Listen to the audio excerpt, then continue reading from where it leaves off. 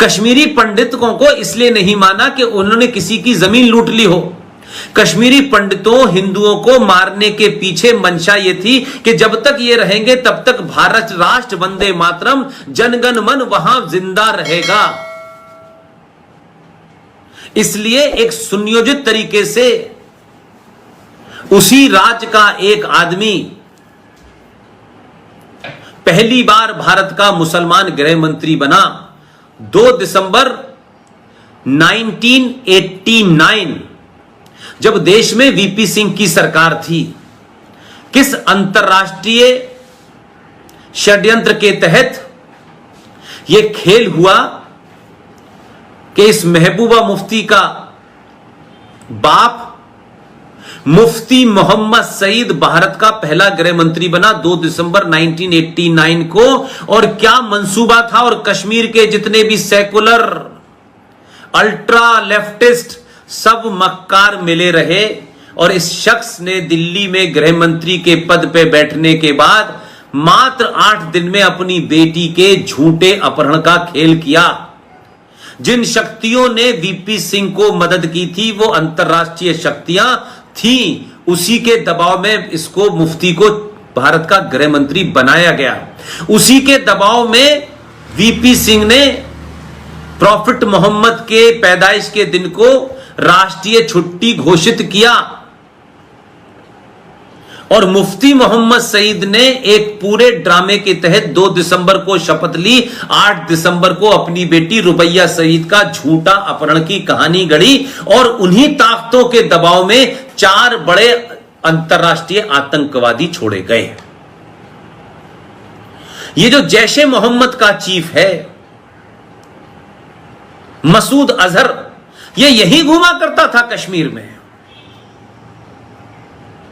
और कमाल देखिए कि सिर्फ अपनी बेटी का अपहरण इसलिए कराया कि 4 आतंकवादियों को छोड़ना था, छोड़ दिया। लेकिन यह सिलसिला चलने लगा। एक गुलाम नबी आजाद है, अल्लाह जाने वो नबी से आजाद है, कांग्रेस का गुलाम है कि जाने कांग्रेस का गुलाम है, नबी से आजाद है, भगवान जाने। उसे दिल्ली में सेकुलरिज्म चाहिए और कश्मीर के अंदर वो चाहता है निजाम मुस्तफा हो। उसके घर से भी एक बच्चा गायब हो गया, 27 आतंकवादियों को छोड़ दिया गया। फिर सैफुद्दीन सोज के घर से कोई लड़की गायब हो गई, फिर 7 आतंकवादियों को छोड़ दिया गया। मुझे लगा कि इन सब का मिला जुला मुश्तरका या नहीं ज्वाइंट एजेंडा था कि इस तरीके से भी हम आतंकवादियों की मदद कर सकते हैं। तो कश्मीर में जो 7वां कश्मीरी हिंदू पंडितों का यानी कश्यप ऋषि के असली वंशज जो थे उनका 7वां पलायन कश्मीर से 1990 में हुआ। और यह सब चलता रहा, किसी ने पूछा नहीं। आज तो किसी एक के मर जाने पे बड़ा यहां यूएनओ तक जाते हैं, मानवाधिकारों की बात होती है, इंसानियत की बात होती है, सबके साथ की बात होती है। लेकिन जब ये मरने वाले का ये देखा गया कि किसके सर पे तिलक है, माथे पे तिलक है और किसके सर पे टोपी है, जब टोपी और तिलक के बीच में डिफरेंशिएट करने के हिसाब से देश में लोगों के अंदर मानवाधिकारों की जागृति पैदा होने लगी, ह्यूमन राइट्स की बात करने लगे लोग, मानवता की बात करने लगे, तो मानवता टोपी और तिलक के बीच की दूरी में तय होती थी। यह सबके लिए एक नहीं था।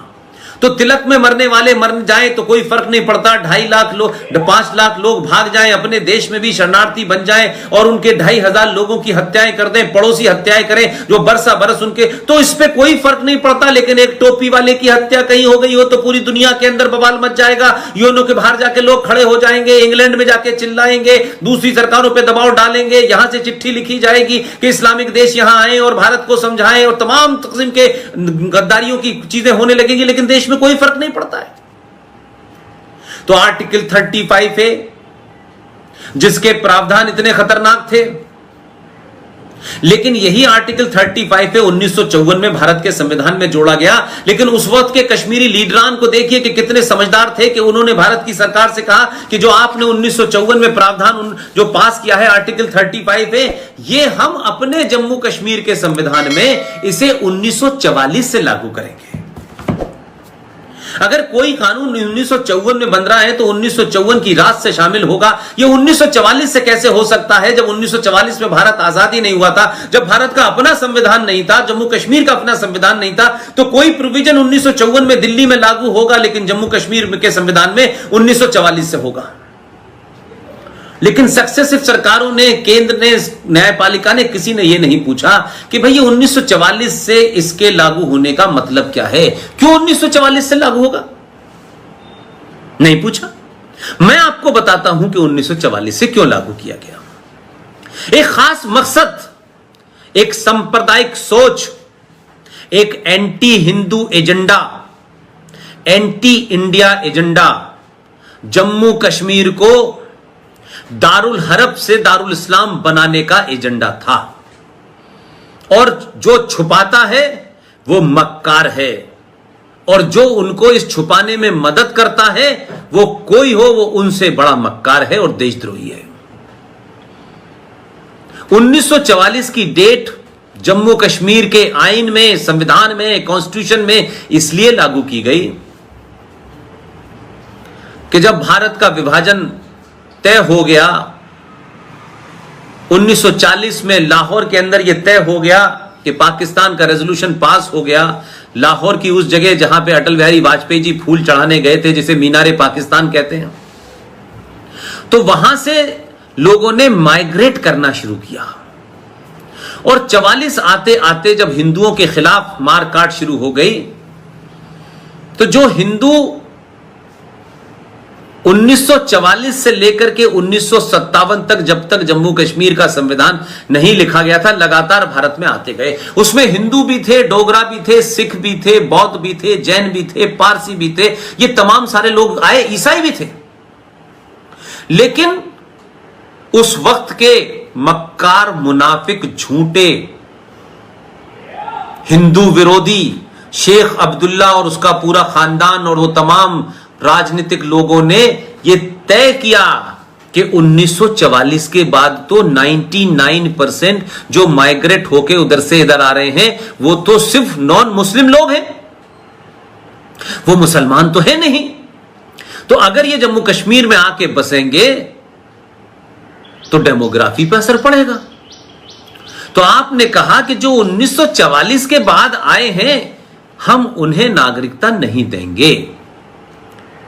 तो जो 14 मई 1954 को कानून बना, जो तथाकथित आदेश था राष्ट्रपति का, जिसपे संसद पे कभी बहस नहीं हुई, जो लोग आज हर बात पे बहस चाहते हैं, जो संसद पे भी चाहते हैं, जो शाहीन बाग में भी चाहते हैं, जो सड़कों पे भी चाहते हैं, जो डिबेट चाहते हैं, जो फ्री थॉट की बात करते हैं, उन्होंने इस आर्टिकल पे चर्चा करने की कोई मांग नहीं उठाई। कभी इस आर्टिकल में, इस तथाकथित राष्ट्रपति के आदेश में क्या प्रावधान है, इसको देश को बताने की जरूरत नहीं की। ये इंटेलेक्चुअल करप्ट, ये इंटेलेक्चुअल टेररिस्ट हैं, ये एकेडमिक टेररिस्ट हैं कि सही बात ना पता चले। इसलिए मैंने कहा कि भाई 1954 का कानून 1944 में आपने जम्मू कश्मीर में लागू कर दिया, और तो और 1944 से लेकर के 1950 तक जब वहां मारकाट हुई तो हजारों हिंदू, तो 5700 परिवार वहां से यहां आए जो जम्मू की सड़कों पे आके रुक गए, क्योंकि मारकाट इस देश में इतनी मची हुई थी कि उनको लगा कि यहीं रुक जाएं, इससे आगे जाएंगे तो पता नहीं क्या हशर होगा, लोग पहचानते नहीं, वो बेचारे वहीं रुक गए। वो 5700 परिवारों में से एक भी मुसलमान नहीं था। वो जम्मू की सड़कों पे नीरज भाई और नीरज भाई के दोस्त और तमाम सारे वो लोग जो मेरी बातचीत सुन रहे हैं, वो जरा गौर करें, आज की युवा पीढ़ी जरा गौर करे कि वो वहां पिछले 70 साल से सड़कों के किनारे रह रहे हैं। झोपड़ी डाल डाल के रह रहे हैं और मेरे और आप जैसे हजारों इस देश में सनातन के मानने वाले लोग जो मानवता में अपना यकीन रखते हैं चुपचाप से वहां जाते थे। कोई पैसा दे के आता था, कोई और चीजें देता था और उनकी मदद करता रहा। लेकिन जम्मू कश्मीर की सरकार जो पहले दिन से लेकर के अब तक जिहादी थी, उसने इन्हें कोई भी एक भी चीज मानवता के नाम पे नहीं दी। और ये मक्कार उन 7-8 लाख लोग जो पिछले 70 सालों में जिनकी गिनती बढ़ गई, कभी उनके मानवीय मूल्यों की चिंता नहीं की। एक वक्त का खाना तक नहीं फ्री में दिया। और ये मक्कार चिल्ला चिल्ला के दिल्ली में भारत की सरकारों से कहते हैं हमें कश्मीरियत चाहिए, इंसानियत चाहिए, हमें जमहूरियत चाहिए। इन्हें जिहादियत चाहिए, इन्हें हैवानियत चाहिए, इन्हें जमहूरियत इंसानियत नहीं चाहिए। ये हैवान हैं, इन्हें वहाबियत चाहिए। लिहाजा इनकी मानवता और इनकी कश्मीरियत शुद्ध कश्मीरी मुसलमानों के अलावा नहीं थी। वो 70 साल से बच्चे पैदा होते रहे, वहां पढ़ते रहे, लिखते रहे, लेकिन क्योंकि उनको नागरिकता नहीं थी तो ना जमीन खरीद सकते थे, ना नौकरी कर सकते थे, ना कारोबार कर सकते थे, ना उन्हें राज्य की किसी स्कीम का फायदा मिलता था। एक तरीके से वो जम्मू कश्मीर में इल्लीगली इतने सालों से रह रहे थे।